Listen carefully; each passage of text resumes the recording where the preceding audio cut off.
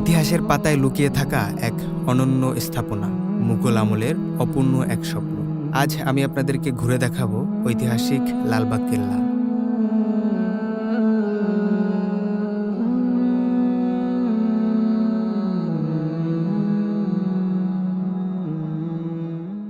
এখানে ড্রোন ওড়ানো যাবে না, ড্রোন নিয়ে ভিতরে প্রবেশ করা যাবে না। যখন ঢুকলাম তখন ড্রোনটা রেখে দিল, একটা টোকেন দিয়ে দিল যে যাওয়ার সময় ড্রোনটা নিয়ে যাইতে, অর্থাৎ ড্রোন দিয়ে ভিডিও করা যাবে না। আসলে তারা এটা জানে না যে ড্রোন আকাশ উড়ে উড়ে ভিডিও করতে পারে। আমি যদি ওই কেল্লার 1 কিলোমিটার দূর থেকে ড্রোনটা পাঠাই দিই, সে ভিডিও করে নিয়ে আসতে পারবে। তারা আসলে ড্রোনটা রেখে দিছে, বলছে যাওয়ার সময় দিয়ে দিবে। তো এই নিয়মটা আসলে কইরা কি ফায়দা হয়েছে আমি আসলে জানি না, কারণ বাংলাদেশের একটা স্থাপনা, একটা সুন্দর জায়গা, এটা আমরা ভিডিও করে সারা বিশ্বের কাছে ছড়িয়ে দিব, সারা বিশ্বের মানুষ দেখবে, বাংলাদেশের মানুষ দেখবে।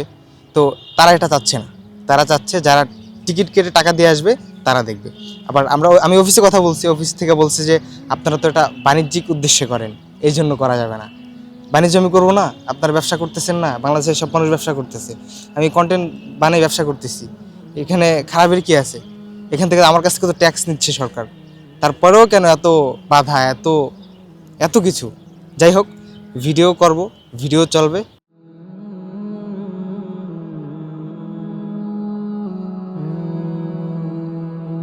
পুরান ঢাকায় অবস্থিত এই ঐতিহাসিক দুর্গটি নির্মাণ কাজ শুরু হয়েছিল ১৬৭৮ সালে। মুঘল সম্রাট মোহাম্মদ আজম শাহ এই কেল্লার নির্মাণ কাজ শুরু করেছিলেন। লালবাগ কেল্লা এটি ইতিহাসের স্থাপত্য আর সৌন্দর্যের এক অপূর্ব সমন্বয়।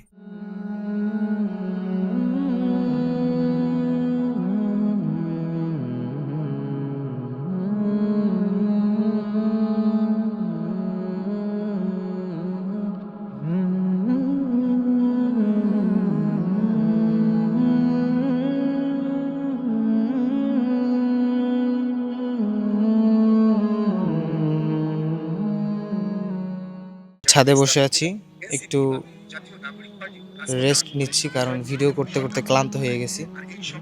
আর এখানে যে ছাদটা আমাদের, বর্তমান আমরা ছাদে যেভাবে মনে করেন বিভিন্ন ধরনের গাছের চাষ করি, বিভিন্ন ফুল লাগাই, তো টপের মাধ্যমে লাগাই, কিন্তু আমি এখানে যেটা দেখতেছি, পুরা যে ছাদটা পুরাটাই হচ্ছে মাটি দিয়ে বিছানো, পুরো ছাদ দিয়ে মাটি বিছানো আর কি। সাধারণত আমাদের গ্রামের যে জমি অথবা জমিতে যেভাবে আর কি মাটি থাকে, ঠিক সেরকমই মাটি বিছানো, সেখানে তারা গাছের চাষ করছে এই টাইপের।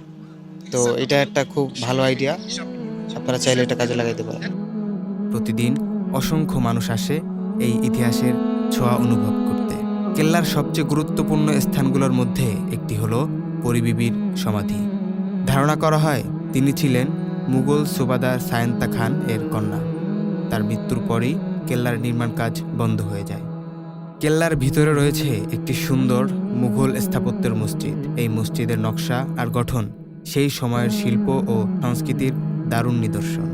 ইতিহাস, স্থাপত্য আর প্রাকৃতিক এক অনন্য মিলনস্থল এই লালবাগ কেল্লা। ঢাকা এলে একবার হলেও ঘুরে দেখতে পারেন এই ঐতিহাসিক স্থানটি।